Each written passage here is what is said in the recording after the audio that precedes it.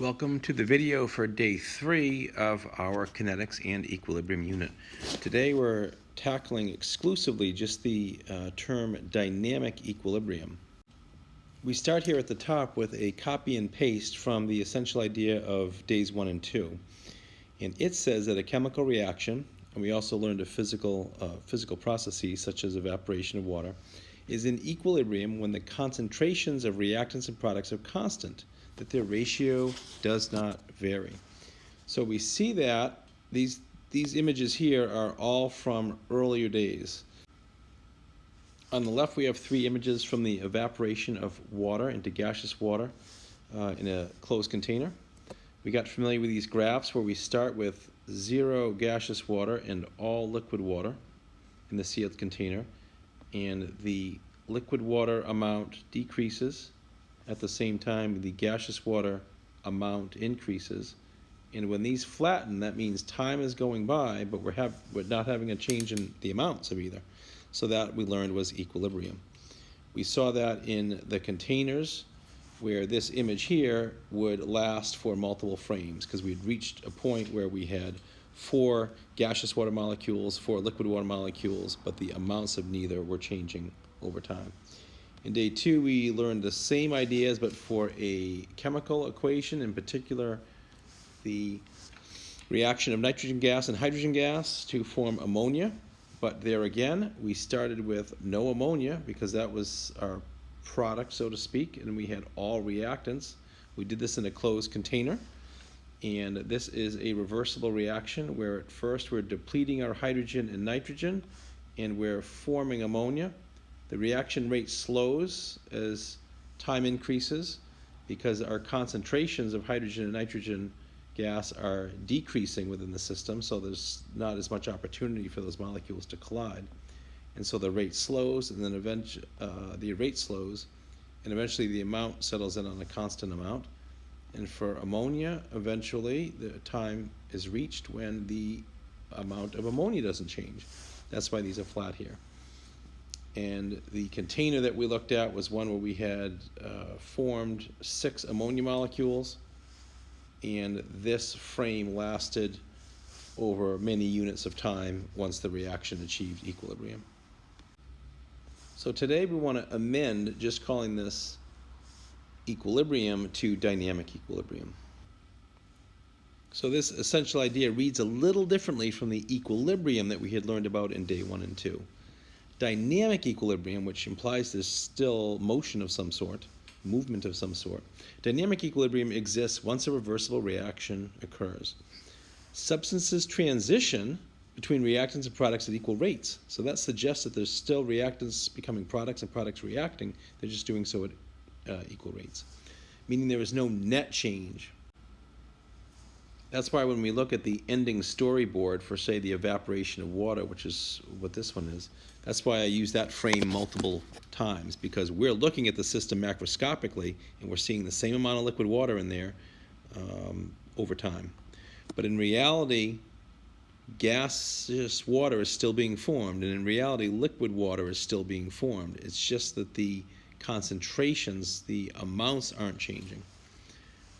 So how do we start to see that? Well, what we do is here I've numbered the oxygen molecule. So I've left the hydrogen alone. I could have done the same thing, but I've numbered the oxygen.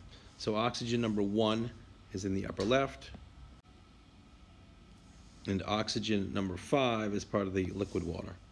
And then time goes by, and we still have 4 gaseous water molecules, and we've got 4 liquid molecules, but now oxygen atom number 1 is now part of the liquid portion of the water, and oxygen atom number 5 has gone from liquid to gaseous. And then more time goes by, and oxygen atom 7 has gone from gaseous to liquid. Oxygen atom 6 has gone from liquid to gaseous. So again, this is the storyboard visual for the idea that liquid water is still becoming gaseous, and gaseous water is still becoming liquid, and they're doing so at the same rates, so we don't notice macroscopically what's happening, but at an atomic or molecular level, there's actually the movement of these. So that brings us to dynamic equilibrium. What we notice in dynamic equilibrium is the amount of water molecules in the liquid phase is constant, and the amount of water molecules in the gas phase is constant.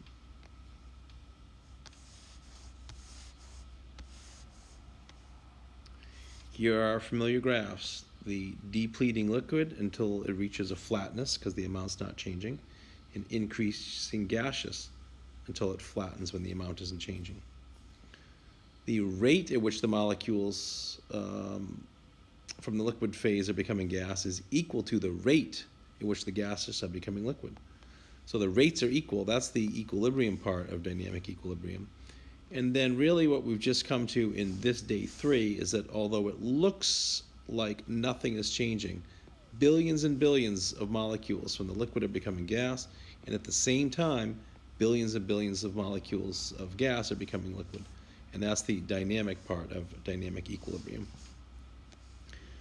So we just want to do the same thing with a chemical reaction, but this is going to look very similar. Here we see our last storyboard slide from the nitrogen gas and hydrogen gas becoming ammonia, and I would show this slide for the later time images because as time has gone by, we're not seeing a change in the amount of ammonia, we're not seeing a change in the amount of hydrogen or nitrogen gas. But if we now consider the fact that it's not just equilibrium, but it's a dynamic equilibrium, then we want to number here I numbered the nitrogens. And again, I left the hydrogen alone. So I numbered the nitrogens in the N2 molecules as 1, 2, 3, 4. And I numbered the nitrogen atoms in the ammonia as 6 through 10.